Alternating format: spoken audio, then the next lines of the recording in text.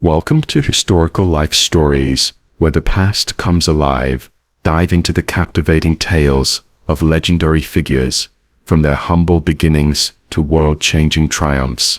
We uncover the challenges, achievements, and quirky moments that shaped history, all told with a spark to keep you hooked. Subscribe now, and let's explore the lives that made our world, because every story deserves to be unforgettable. Benjamin Franklin was born on January 17, 1706, Old Style January 6, 1706, in Boston, Massachusetts Bay Colony, to Josiah Franklin, a tallow chandler, soap maker, and candle maker, and Abiah Folger, the daughter of a Puritan family that had emigrated from England for religious freedom. He was the 15th of 17 children in a modest, working-class family, with all four of his grandparents born in England. Franklin's early years were spent in a bustling colonial environment along the Charles River, where he emerged as a natural leader among his peers, often organizing games and activities that showcased his ingenuity and charisma.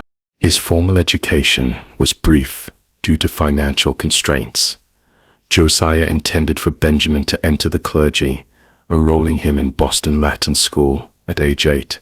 But after 2 years, he withdrew the boy at age 10 to work in the family candle shop. Franklin despised the trade and instead apprenticed at age 12 to his older brother James, a printer who published the New England Courant, one of the first independent newspapers in the colonies. This apprenticeship proved formative, exposing Franklin to the world of printing, journalism, and ideas.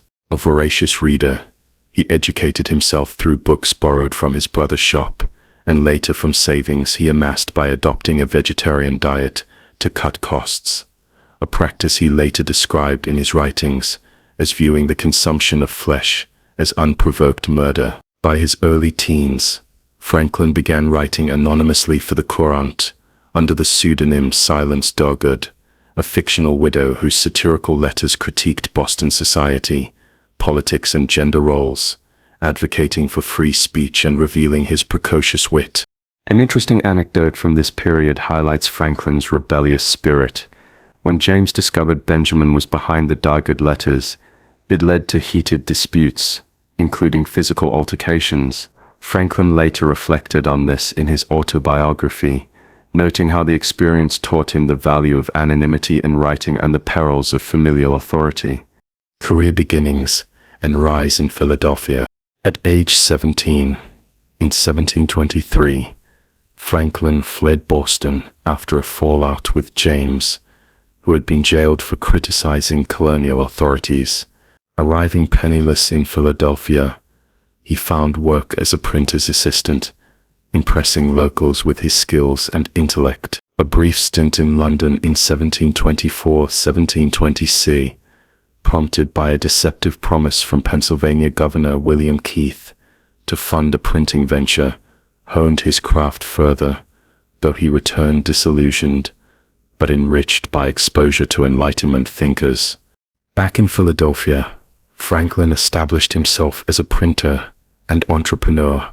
In 1728, he partnered with Hugh Meredith to open a printing house, and by 1729, he had taken over the Pennsylvania Gazette, transforming it into a platform for local reforms, satire, and community news.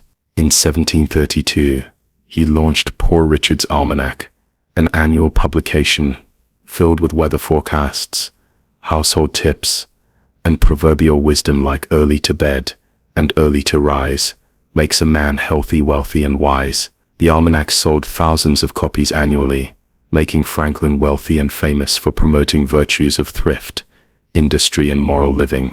Franklin's civic-mindedness shone through in his formation of the Junto in 1727, a mutual improvement society of tradesmen and artisans that discussed philosophy, science, and public affairs. This group inspired initiatives like the Library Company of Philadelphia, 1731, America's first subscription library, which democratized access to knowledge.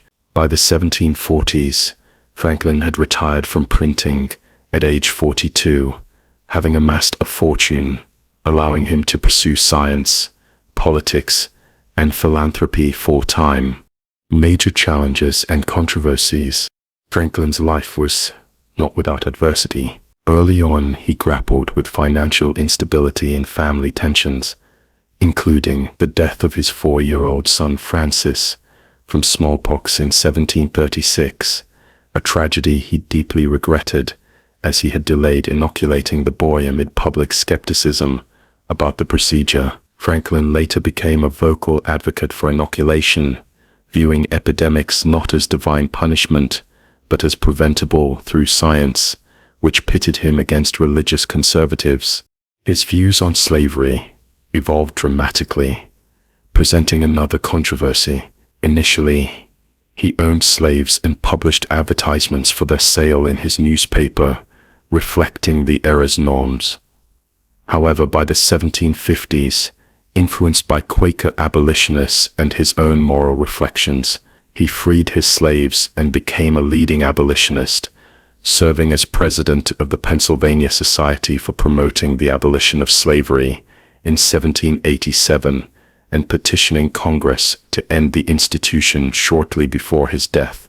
Politically, Franklin faced setbacks, such as his defeat in the 1764 Pennsylvania Assembly election due to his perceived favoritism toward the proprietary Penn family over colonial interests. His recommendation of a friend as Stamp Act collector in 1765 sparked riots in Philadelphia, damaging his home and reputation. The most humiliating episode was the 1774 cockpit scandal in London, where he was publicly berated before the Privy Council for leaking letters, exposing colonial grievances, accelerating his shift toward American independence.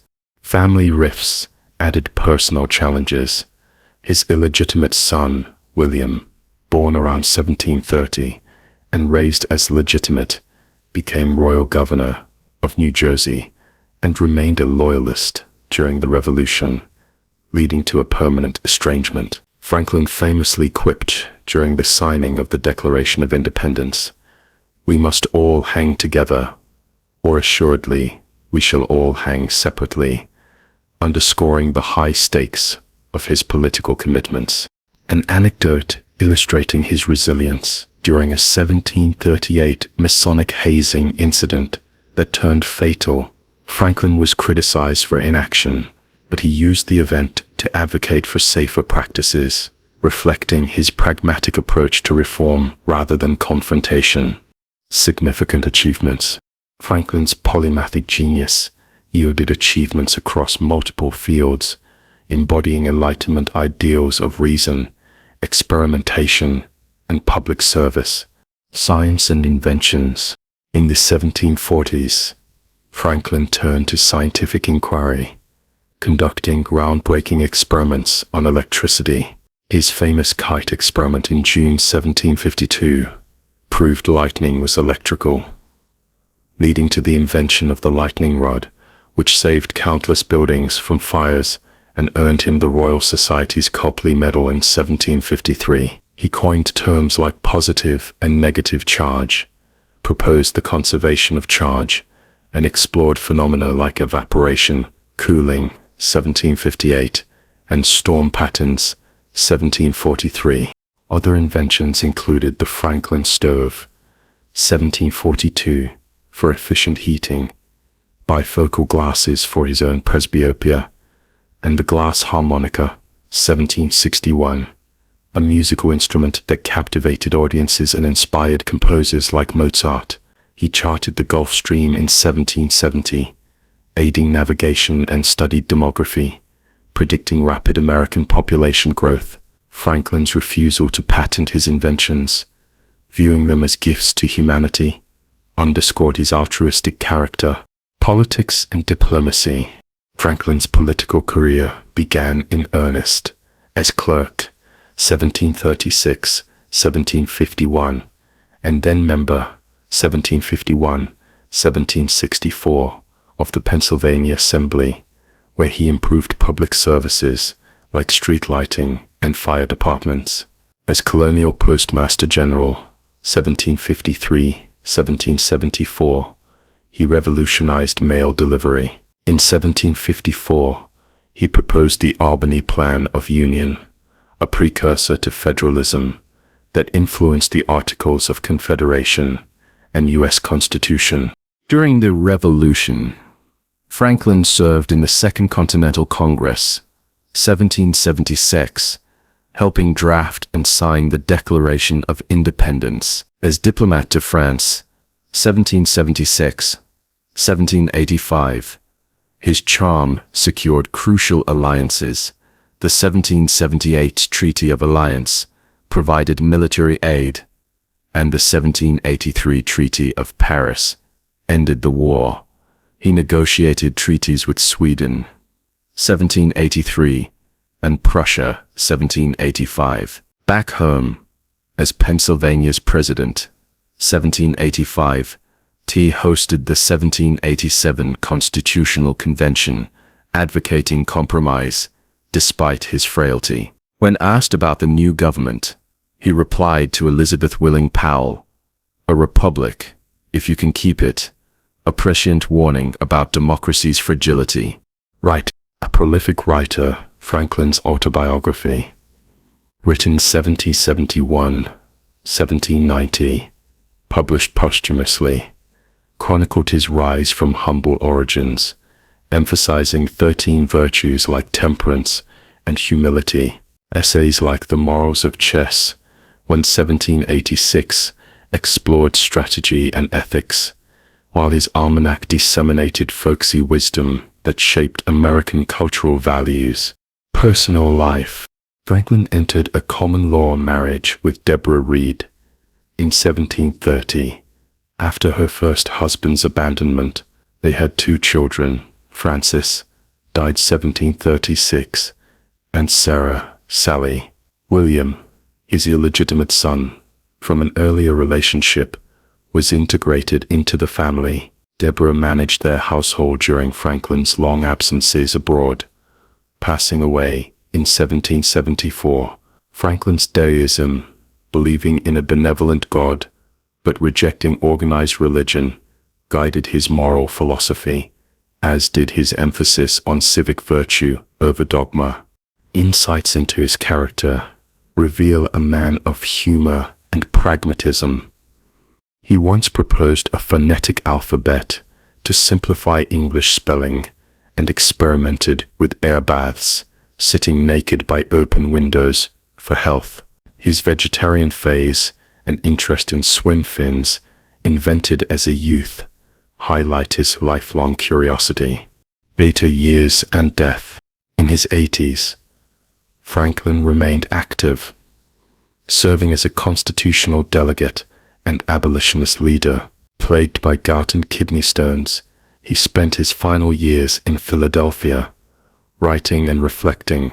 He died on April 17, 1790, at age 84, from pleurisy. His funeral drew 20,000 mourners, the largest in American history at the time.